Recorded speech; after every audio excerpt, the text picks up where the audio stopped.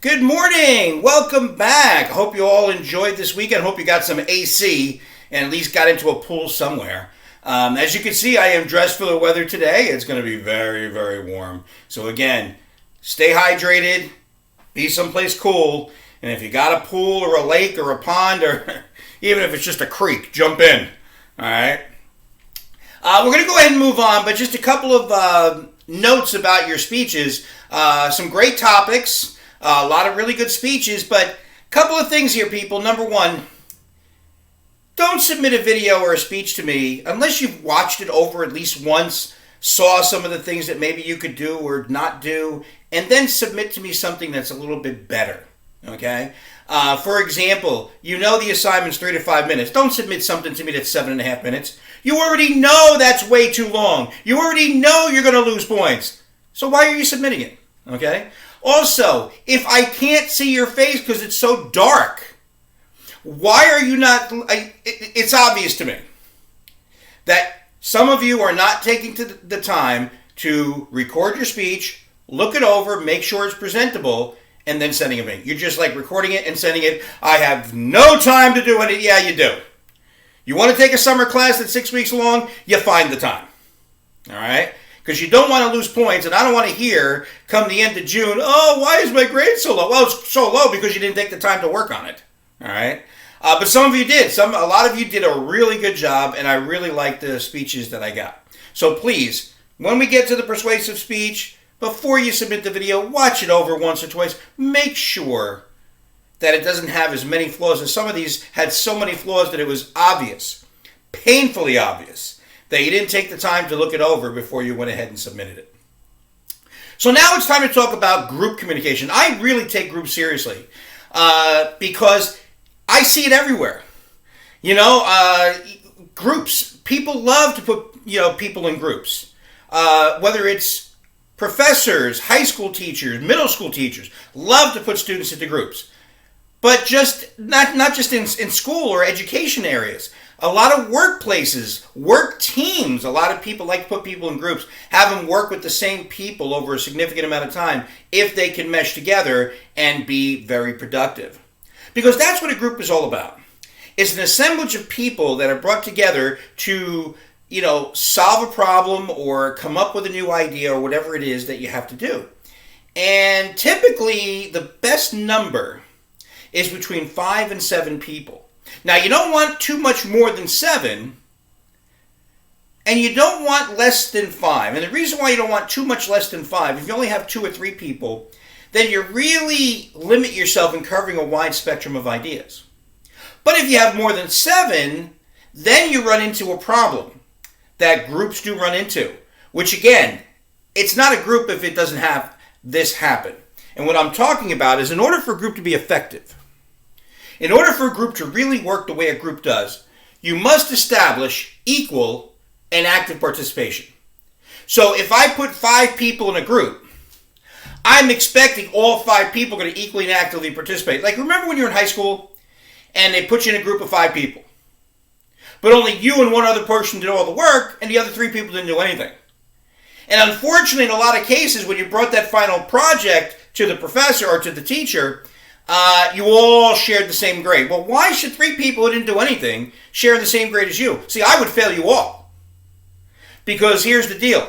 I put 5 of you in a group. If only 2 people do all the work, well, that's a duo. That's a pair. That's not what I did. Okay?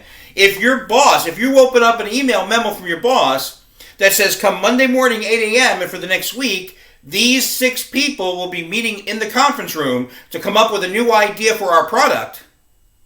If he walks in there on a Tuesday morning and you guys have already met for a couple of days and like 2 people are working on it and one person is twiddling their thumbs, one person is playing Candy Crush, one person is sleeping, well, you know what? He's going to get upset and a couple of people are going to get some pink slips. All right? They're going to be out the door with a security guard as they're carrying their box of pictures that they have on their desk.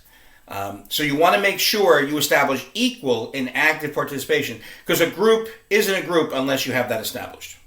All right. Now, there are a lot of different types of groups out there. A lot of them you've been a part of. Some of them I've already mentioned. For example, work teams. Now, work teams can be in education.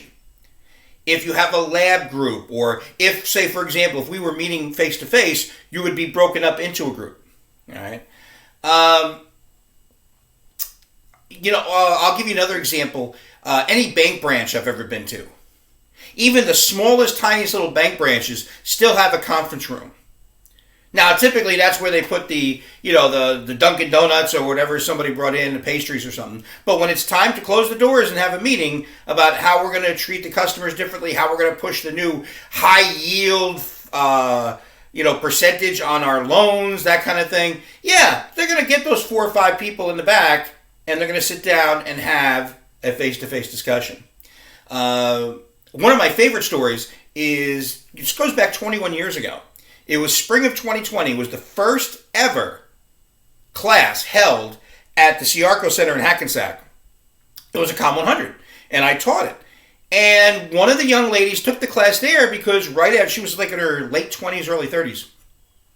As soon as she was done a class at 8 a.m., she would then go down the street on Main Street in Hackensack, and she worked at the Sears. And she was in charge of the ladies department.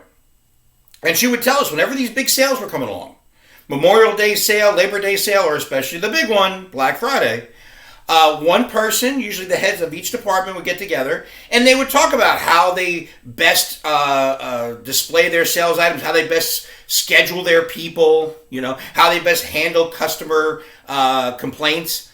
And she said they did that a lot. Okay? So these are all examples of work teams. But there are other different types of groups. For example, the ones that I wish more students would take advantage of is study groups. Yeah, absolutely. All right, got to pause just for a second. No, I can't pause, but I think my dog is chewing on the house. Hey, you son of a bitch, get in here. Come on. Come on. Yes, people, my dog has a problem. My dog likes to chew on the side of the house, so I went ahead and got him. All right, so what was I talking about? Group. Which group was I talking about? Oh, study groups. Yeah, a lot of students will tell me, like, oh, when I study for a test, I study my way, and my way is the only way. I was like, well, do you ace every exam? Well, no, but I don't want to hear it. Okay? Because see, what happens is with a study group, see, a lot of times when you're in class, you tend to sometimes doze off. And when I mean doze off, or you tend to daydream, or you tend to just leave. And I mean leave up here, where maybe, during the middle of a lecture, you're looking out the window, or you're thinking about what you're going to do this weekend, or you thought about what you did last weekend, or what you're going to do right after class. Whatever it is, your mind is gone. It goes away only for a couple of minutes, and then you come back. Well, here you are studying for an exam, and you're looking at chapter 3, and you're thinking, okay, she mentioned this, this, and this from chapter 3. I know that's going to be in the exam. And then you take the exam, and this, and this are not on the exam, but that is on the exam. But I don't remember her talking about that from chapter 3. Well, she did. But you know when she talked about that from chapter 3? When you were daydreaming. All right? Yet, if you're in a study group of 2 or 3 other people, you could be sitting back and forth saying, well, listen, don't forget this, and this is going to be on the exam from chapter 3. I know it.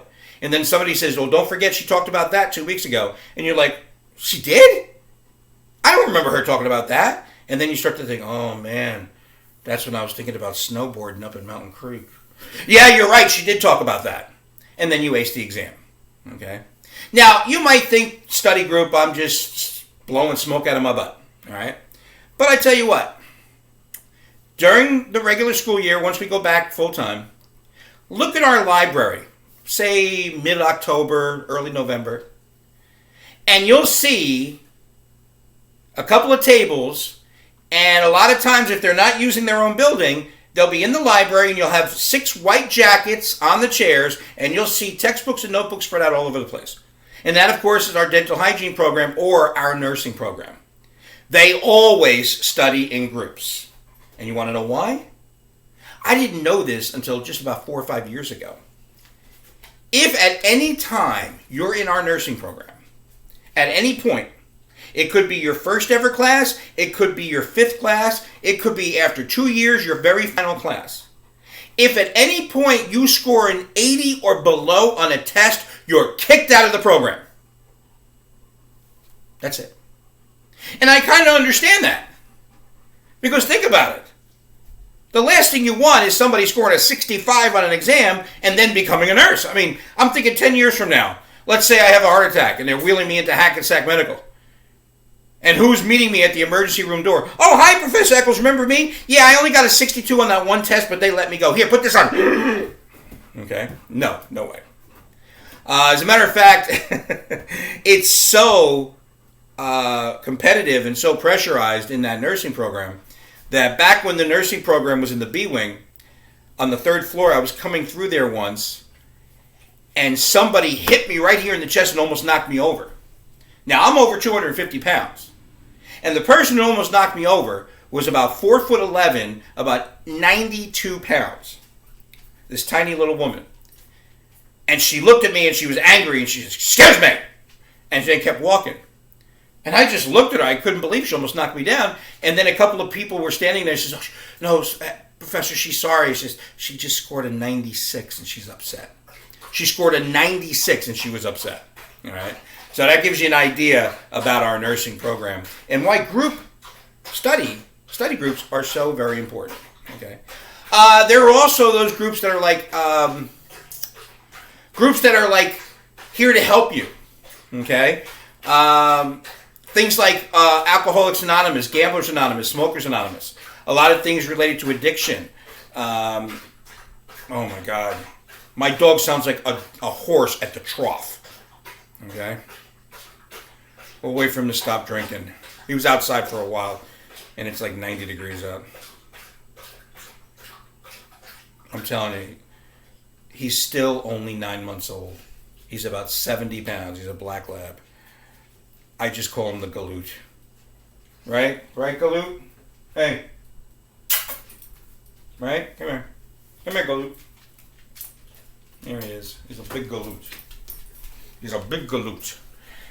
All right.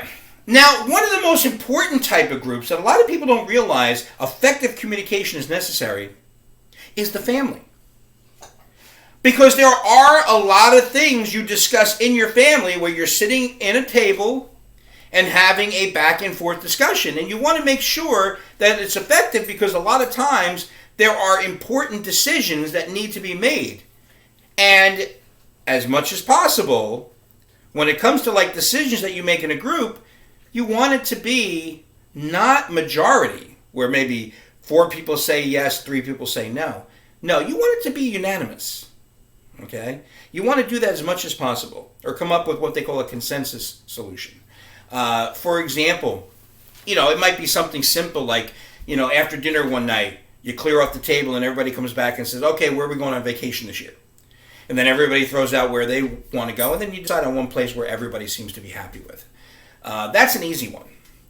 But let's say, for example, a lot of you are college-age students, which means if your grandparents are still alive, your grandfather's retired, and more than likely your grandmother's about to retire.